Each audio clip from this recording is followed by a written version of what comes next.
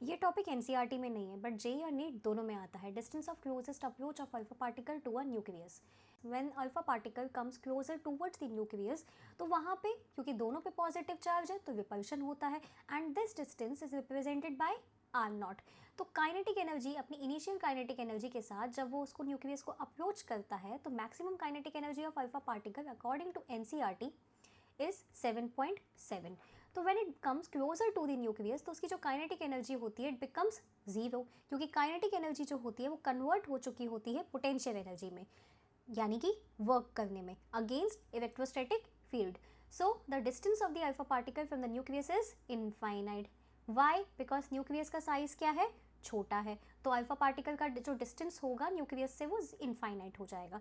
Now if we are applying the conservation of mechanical energy, तो U initial plus K initial is equal to U final plus K final.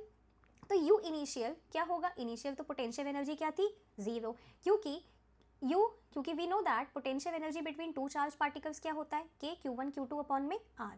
तो if we are putting the value of potential energy here, तो K Q1 Q2 upon में infinite, क्योंकि distance क्या है initially? Infinite, तो यहाँ पे क्या हो जाएगा? Infinite, and 1 upon infinite is zero, plus K initial is equal to U final. Initially तो पोटेंशियल एनर्जी जीरो थी, so U final is K Q1 Q2 upon में R not. Q1 is the charge of alpha particle, Q2 क्या है? Charge of nucleus. So if we are putting the values of this, so we will get R naught is equal to 2ZE square upon में 4 pi epsilon naught kinetic energy.